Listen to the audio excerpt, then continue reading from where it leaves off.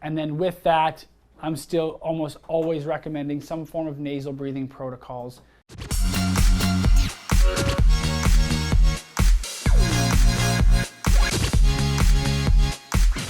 There's a lot of different things that you can do for stress management, journaling, meditation, exercise, getting involved in a local community of some sort, whether that's a religious thing, that's a sports thing, that's a hobby thing. There is an ungodly amount of research just showing that community is beneficial, and it doesn't matter what community that comes from. Things like sensory deprivation tanks, and then nasal breathing protocols.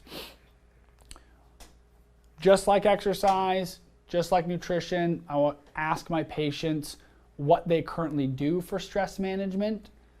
And then with that, I'm still almost always recommending some form of nasal breathing protocols, because that's going to be an additive effect that I think works a lot differently and a lot faster than even some of like the meditation type stuff. And so even if a patient has a active meditative practice, if they're still under a high amount of stress and that's not sufficient, then we're still going to add in nasal breathing protocols. If they do transcendental meditation and their stress levels are a 3 out of 10, like I'm not overly concerned and I'm not going to push, hey, we need some nasal breathing protocols. But if they're doing that and their stress levels are 7 or 8 out of 10 and what they really want is a 5 or 6, then we can implement something like that. Who here is not familiar with nasal breathing protocols? Everyone's pretty, okay? I mean, like, technically, yeah, I wouldn't know exactly what you're talking about. Good, we're going to talk about specifics. But first, what? Nasal breathing? So, this is how I usually frame it up to patients.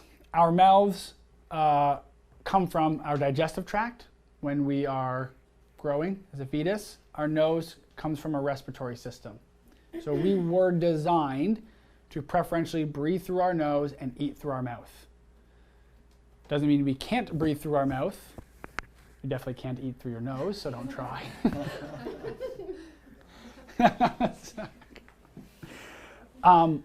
But the only big times that we want patients to be breathing through their mouth is through high capacity activity and also when conversing and talking. And so those are the two main times. Every other time we want patients to be nasal breathing.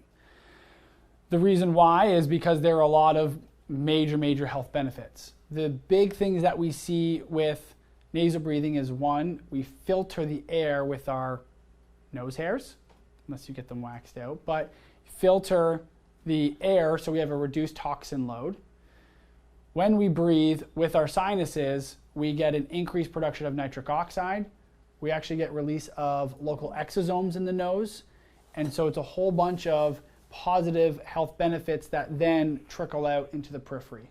So we actually see increased nitric oxide production with nasal breathing, which is then going to impact the vascular system. We know nitric oxide is important for stem cell function. And so a lot of positive benefits there. But what I am going to argue is one of the biggest benefits that we see is the change in the nervous system that we get when we do nasal breathing. We get an increase in vagal tone. That means increased parasympathetic activity, decreased sympathetic activity. And we get an improvement in the autonomic responsiveness to stress. So that means that, because we all know this, there's the stress that we have that's kind of slow building, right? We're thinking about the test we have next week or the patient that we have to see that's really complicated. And then there's the someone just rear-ended me and everything else now that's going through my head because of that, right? This physical perturbation can also be, as they give, something like standing, but also could be something like an injury or an infection or something of the sort. And so what we are getting with an improvement in the autonomic nervous system is that the body is better able to respond appropriately to the environment and not have these hyper exaggerated reflex responses that are difficult to control. So things like hypertension and things like that, just from sitting on the couch doing nothing but thinking about stress, or thinking about something that's stressful. When we're moving from chest breathing to diaphragmatic breathing, it's not belly breathing, okay? You don't want to be taking the belly, making it big, making it small. What you actually want to think about is, and there's different ways you can frame it up in your head to conceptualize it. The way that works for me is think of the bottom lateral rib cage as like the handles on a pot, and you're lifting and pulling them up and out. So when you breathe, the rib cage is actually going like this, up and out. That's true diaphragmatic breathing, not this. Okay? So that's something you can work on. Mm-hmm. So you can go to Power Speed Endurance's website, and on there where they have the breathing test, you can put in your CO2 tolerance test, and they will give you the cadences for different protocols. Okay? That's what I did with my patients prior to their app coming out. And so I still want to talk about those breathing protocols and how you interpret them and what they mean. So each breathing protocol usually has 4 numbers, which signify the inhale, a breath hold, the exhale, and a breath hold, okay, in this continual cycle. The numbers here are always ratios. It's not the actual time. So this is not a 1 second inhale, 1 second hold, 1 second exhale, 1 second hold. It just means that the time that you are inhaling is going to be equal between each of these 4 quadrants. So this 1-1-1-1 is more of a protocol to just help build cadence in breathing. This is your box breathing, right? Inhale for 4, hold for 4, exhale for 4, hold for 4, okay? That's a 1-1-1-1 protocol.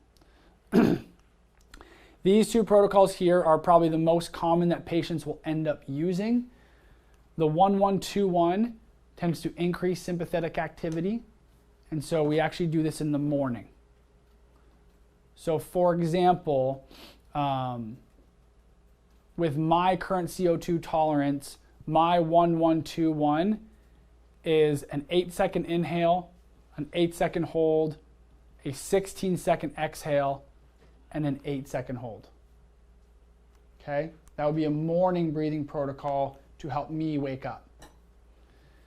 In the evening, we go to what's called an apnea protocol, which basically means we're going to be holding our breath and exhaling for much longer than we are actually inhaling. So this is, for me, is an 8-second inhale, a 24-second breath hold, a 16-second exhale, and then no breath hold. I go right back into an inhale. This down-regulates the sympathetic nervous system, which is slightly counterintuitive. I get that. You would think holding your breath would put you into a sympathetic state.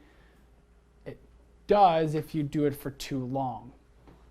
If you do it underneath your CO2 tolerance, which is why the protocols are important on actually having a number that's fit for you. But when you do it appropriately, it actually decreases sympathetic activity and puts you in a more parasympathetic state.